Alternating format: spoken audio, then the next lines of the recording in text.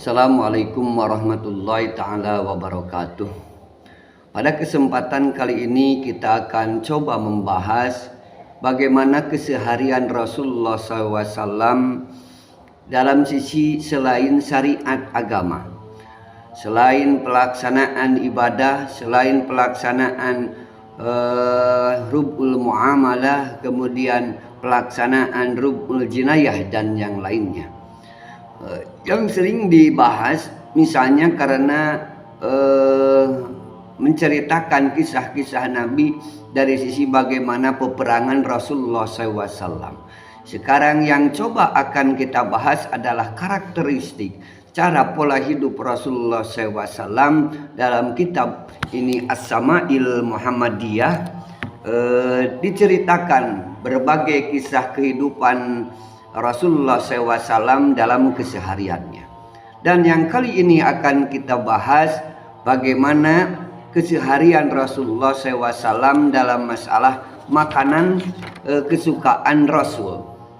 Karena ada beberapa hadis yang menceritakan Haddatsana Muhammad bin Bashar, Haddatsana Muhammad bin Ja'far wa Abdurrahman bin Mahdi qala, menceritakan Muhammad bin Bashar, menceritakan Muhammad bin Ja'far dan Abdurrahman bin Mahdi, kedua-duanya berkata, Hadatsana Syu'bah an Qatadah an Anas bin Malik, menceritakan Syu'bah menerima dari Qatadah dan menerima juga dari Anas bin Malik. Kata Anas bin Malik, kana Nabi sallallahu alaihi wasallam yu'jibuhu ad-duba'u fa utiya bi tu'amin. Kata Anas bin Malik, sesungguhnya Nabi sangat menyukai labu. Pak Mutia bito amin, maka Nabi diberikan makanan. Audu'ia lahu, ataupun Nabi pun diundang untuk memakan makanan tersebut. Paja'atu atatabu'uhu fa'adu'uhu baina yadaihi lima a'lamu annahu yuhibbuhu. Ketika Nabi diundang untuk makan, sekedar makan di rumah sahabat, maka Nabi diberi oleh Anas bin Malik tersebut makanan yang menjadi kesukaannya. Dan yang diceritakan di sini, makanan keseharian Rasul adalah makanan yang paling disukai oleh Rasul adalah yang berdasar ataupun berbahan pokok dari labu. Misalnya kalau di Indonesia, apalagi di daerah Jawa, khususnya daerah Sunda, biasanya labu tersebut dijadikan dua hidangan, bisa jadi sayur, bisa juga jadi kolak. Makanan yang manis-manis. Maka kesukaan Nabi makan tersebut sesuai dengan kebiasaan makan yang ada tradisi di Indonesia ini, yaitu makan sayuran. Bahkan Nabi juga menyukai hewan-hewan atau daging berasal dari hewan-hewan yang biasa seperti kita makan. Diriwayatkan di hadis yang lain dari Fadl bin Sahlin al-A'raj al-Baghdadi, menerima dari Ibrahim bin Abdurrahman bin Mahdi, menerima dari Ibrahim bin Umar bin Sufyan, menerima dari ayahnya, menerima dari kakeknya. Qala, berkata kakeknya, akaltu ma'a Rasulullah SAW lahma hubara. Kata kakeknya tersebut, saya makan bersama Rasulullah SAW memakan daging angsa. Nah, kan di Indonesia tradisinya ada tuh pecel lele, kemudian daging pecel bebek misalnya. Itu sesuai dengan makanan yang memang sebagian disukai oleh Rasul. Bukan hanya melulu daging onta, bukan hanya melulu daging daripada daging kambing ataupun daging domba. Rasul juga punya kesenangan makanan dari sayuran yang mungkin belum banyak diketahui oleh sebagian umum masyarakat. Para kiai, para asatid mungkin sudah tahu bahwa Nabi punya kegemaran makanan yang lain. Nah, bahkan sudah biasa Nabi itu diundang hanya untuk makan. Di sini diceritakan dari Qutaibah bin Sa'id menerima dari Malik bin Anas menerima dari Ishaq bin Abdullah bin Abi Thalhah annau sami'a Anas bin Malik yaqulu, sesungguhnya Abdullah bin Abi Thalhah mendengar dari Anas bin Malik berkata, inna khayyaton da'a Rasulullah SAW li ta'amin sona'ahu, sesungguhnya kelompok para penjahit, yaitu orang-orang yang suka menjahit, misalnya kalau di Indonesia bisa dikatakan garmen, atau juga kalau di daerah rumah produksi, contoh misalnya di salah satu daerah biasanya yang ada rumah-rumah produksi, contoh di sini seperti di Tasikmalaya ada pabrik jaket, rumah produksi jaket, rumah produksi training color dan yang lainnya, kemudian mengundang kepada Rasulullah SAW. Qala Anas, pada habdu ma'a Rasulullah SAW ila dzalika ta'am, maka saya berangkat bersama Rasulullah SAW untuk sekedar makan tersebut. Faqaraba ila Rasulullah SAW hubjan min sa'irin, maka didekatkanlah kepada Rasulullah SAW roti yang berbahan dari gandum. Wa marokon pihi dubaun wa qadidun, dan kuah yang dari kuah tersebut sudah ada labunya dan sudah ada dendengnya. Faqala Anas, paro'aitu an-nabiyya yatataba'u ad-duba'a hawalai qas'ati falam ajal uhibbu ad-duba'a min yauma idin. Maka ketika Nabi disuguhi makanan dari roti yang berasal bahan pokoknya dari gandum, kemudian kuah untuk sebagai kuahnya untuk dicelupkan kepada kuah tersebut, dari kuah tersebut sudah ada pihi dubaun wa qadidun, ada labu dan kemudian daging yang dicincang kecil-kecil atau biasa dikatakan misalnya yang tipis dendeng. Maka paro'aitu Nabi yatatabba'u duba'a, saya melihat Rasul kemudian memakan daripada kuah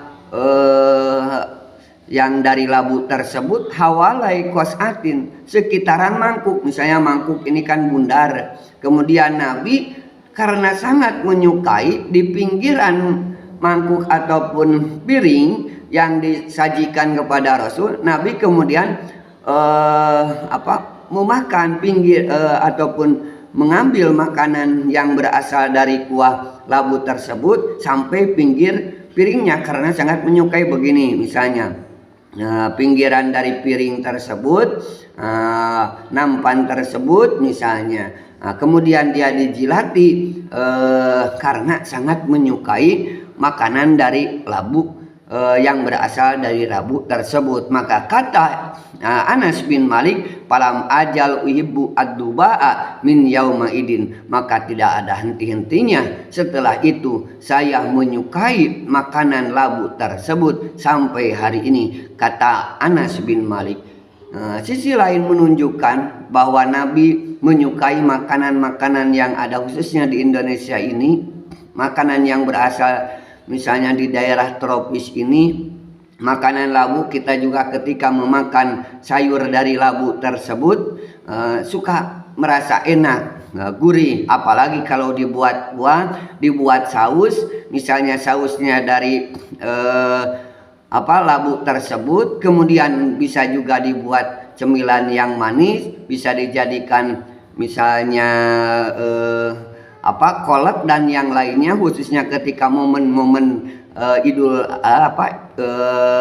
hari-hari Ramadan, maka itu menjadi makanan favorit yang dihidangkan pada masa-masa bulan-bulan tertentu. Nah, bagi kita jangan hanya berpikir bahwa Nabi itu makannya daging, kemudian makannya unta, daging unta, kemudian daging domba. Nabi juga biasa, bahkan dalam hadis lain menceritakan bahwa Nabi menyukai mentimun, daripada mentimun tersebut menjadikan makanan pokok, maka bisa jadi digabungkan, bisa dibikin misalnya jadi pizza, atau bisa jadi dibikin seperti